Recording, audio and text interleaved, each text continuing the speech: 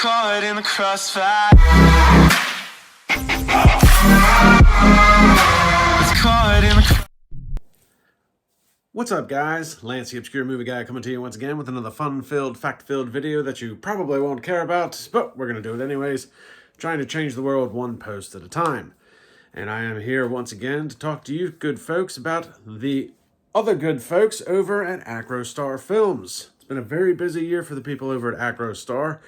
They've been working on a lot of projects. They came back from somewhere. They had Attack of the Corn Zombies, Night of the Dead Sorority Babes, which is going to be a short film and a full-length feature film.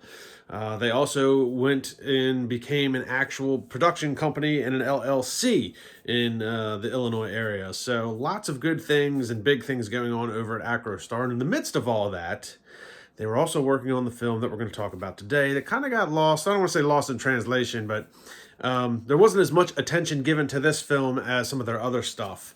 I don't know if that was by design or if it just kind of got lost in the shuffle, but Steve Herman, the writer and director, contacted me and wanted to know if I wanted to see this movie and do a review on it. And I'm very happy to say that aside from the cast and crew, I'm the first person that's been able to watch this. The movie's not going to be available until August. You can go to the Indiegogo campaign, which I'll try and leave a link for in the description below, to buy the DVD, pre-order it if you would like.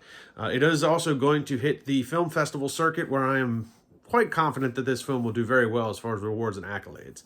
And the film I am talking about is titled Disremembered. And before we get into what I think of this film, let's take a look at the trailer and see what it's about. I can't help it. You have to stay with me, Veronica. Don't leave me alone. Samantha, everything I've done has only made things worse. Has it? So, Sam, tell me about yourself. I don't really have a story to tell.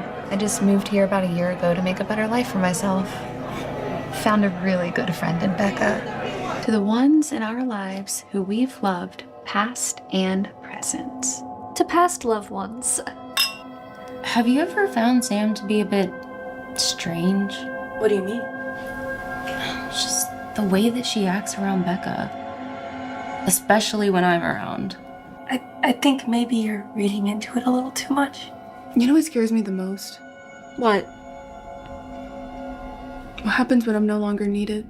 I'll always need you, just like you'll always need me. You left me alone, and I will not let you leave me alone ever again. I'm going to keep you here. Help you feel better. Help you remember. I make everything better. Veronica.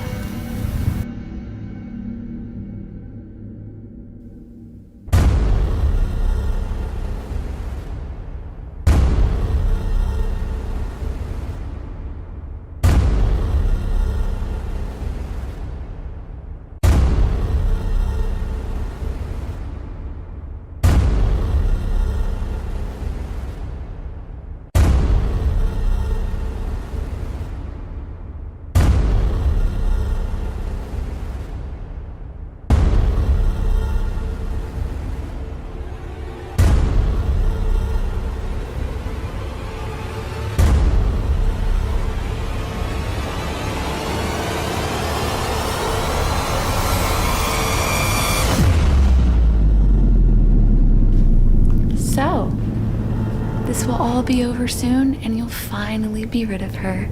How's it make you feel? Let the fun begin. So there's a lot to unpack with this film.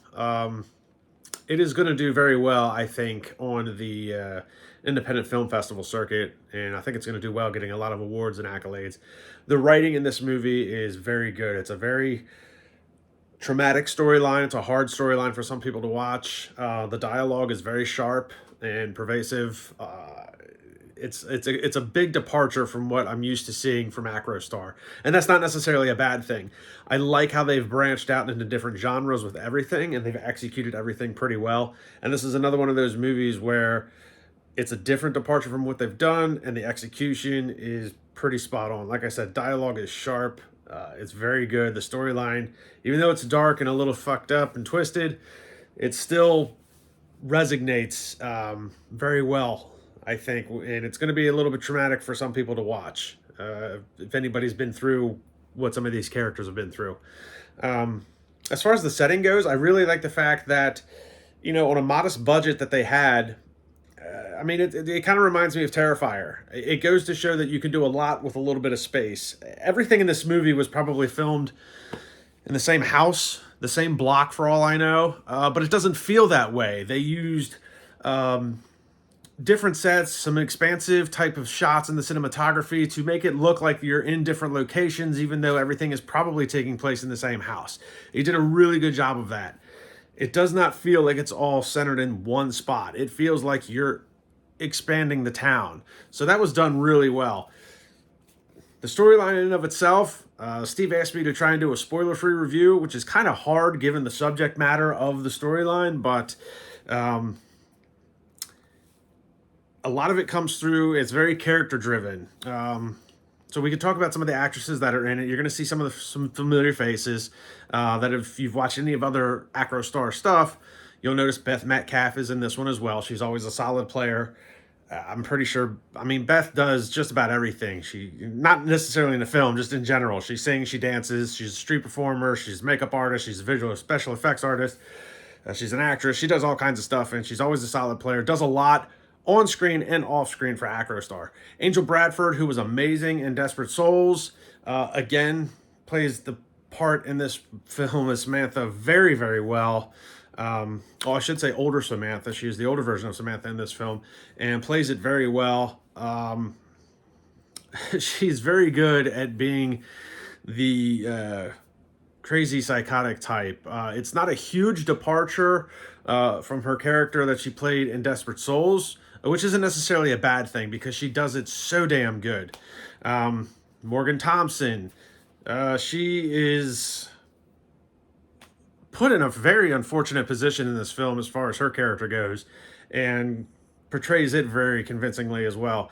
Kelsey Ann Baker, the concerned girlfriend, she does a really good job. Alva Tucci, Annalisa, I think she goes by Al, newcomer as well, very well done.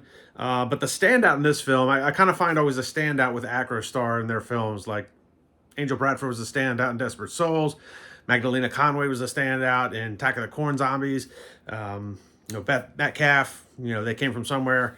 In this one, it's a young girl named Olivia Tracy, which after talking with Steve about, apparently this is Olivia's acting debut. And she plays a younger version of Sam. And man, when he told me it was her first time acting, I was completely blown away. I was like, there's no way. Like, get the hell out of here, because the scenes in which she had to be in were very, very tough scenes to pass off. They would be tough scenes for a seasoned actress to pass off as convincingly as she did, and she did an amazing job. I was really blown away by her performance. That's a diamond in the rough right there. She is going to go on to do some great things if she keeps up with that type of stuff. Her acting in this was so convincing, and just, I don't find myself in a lot of independent films taken aback by the subject matter and the portrayal of the character in which she did. It was really eye-opening. Crazy movie. Just an unbelievable performance. And then you see Sarah Dolan as the bartender. We've seen her in some other things too. And we see Casey Wayne Hupp making a little bit of a comeback. He kind of has, he's got a very interesting career that I would love to talk to him about one day. And I'm going to get him on my channel one day. He doesn't know it yet, but I'm going to get Casey on here and talk to him about his career, because he's a super interesting guy. Good to see him. He had a very small part, but just good to see him back on screen doing stuff. So the execution of this movie is really, really well done by everybody involved. And the subject matter, like I said, I don't want to get too involved with it because I don't want to spoil anything. There is some sexual abuse in this movie that can be hard to watch for certain people if they've been through that, if they know somebody that's been through that. And it's very character driven. So, You know, Sam, you see a younger version of Sam played by Olivia Tracy. You see the older version of Sam played by Angel Bradford, and you can see the decline in her psyche, just as a mental breakdown. And what I did find interesting was, you know, as Angel Bradford's character is basically her mental state is breaking down, she is physically breaking down the character of Morgan Thompson. So it's a great case study in how the abused can often, I don't want to say often, but it is a good case study in how the abused can grow up to become the abuser in future relationships. It's not something that's completely unheard of. Often's probably not a good term because I'm not a psychiatrist and I don't know the statistics, but I know this is not the only time I've ever heard or seen an abusee grow up to be the abuser. So it's really interesting to see, and just the mental breakdown of certain characters.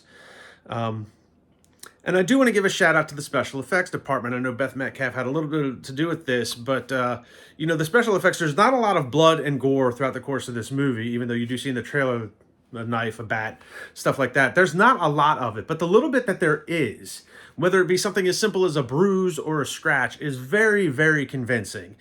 Very convincing. And there's also a scene in which you will have a head, and it is a very convincing looking head that has been decapitated. I'll leave it at that. The special effects, though not a lot of them are in this movie, the little bit that is, very, very well done, especially on the modest budget that they had to work with for an independent film.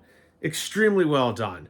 So the guys at Acrostar, everybody involved in this one, and I think they know this. If this was, like I said, this is a kind of a big departure from some of the other stuff that they've done. This movie was probably not as much fun to film as some of the other ones, given the subject matter. And it's dark, it's sinister, it's tough. And I don't see that a lot in small budget independent films. You know, a lot of small budget stuff is going to be kind of, you know, a lot of it is horror or horror comedy. That seems to be like the go-to for a lot of independent stuff. I don't know if it's just because I don't know if it's easy to do or if it's a good market for independent films, but you don't see a lot of independent films on small or modest budgets like this try to tackle subject matter as sensitive and in some cases grotesque as this. So props to them. Steve Herman did a great job writing this. I think he took a big chance trying to do this, and I think it's going to pay off in the long run. I really do. I think this film is going to be very well received as far as its accolades and rewards as it goes into this film festival season throughout the course of the summer. Again, not going to be available until August for general public to watch. You can pre-order the DVD through the Indiegogo campaign. And like I always say, I think it's easy for people to be cynical about independent films due to the lack of budget, maybe the lack of acting, whatever the case may be. But I do find more and more as I do this stuff, especially for Acrostar and other guys like Sean C. Phillips, Jason Pitts, I've done some stuff for them. The independent film market is where you find your best stories and your best ideas. The ones that Hollywood should take a chance on, and they don't. And Hollywood gives us the same regurgitated crap over and over again, whereas the independent film market, you find stuff like this that's fresh, it's new, it's an original take, or it's an original idea, and everybody at Acrostar should be really proud of this one. They should be really proud of everything that they've done over the course of this last year. Attack of the Corn Zombies, I did a review on. Great film. It's super awesome to see them grow into an actual company, a production company, an LLC. That's amazing for Ann Mariner and Steve Herman to be a part of that. Angel Bradford's getting into the directing area as opposed to just being the actress. So that's really cool for her. It's really nice to see everybody involved with this growing their careers, the company, just everything is just getting better and better and bigger for Acrostar, and I'm just glad to be a small part of it. So I appreciate Steve letting me be one of the first people outside of cast and crew to actually watch this film. Olivia Tracy, keep an eye on her. That's really impressive what she did, and everybody involved in this one all did a very good job acting. Morgan Thompson had a lot of tough scenes too, being the abused. Angel Bradford, again, Great psycho chick. I'd love to see her do something a little bit different in hopefully one of the next films. I think in Sorority Babes, we're probably going to see a little bit of a different departure for her, but she's also doing the directorial side, so that's really cool to hear about as well, and I can't wait to see where that goes. So, guys, like, subscribe, and comment to my channel. Go over to Acrostar Films, like, subscribe, and comment to their channel. Follow them on Facebook. Check them out on the internet, and I will see you guys in the next video.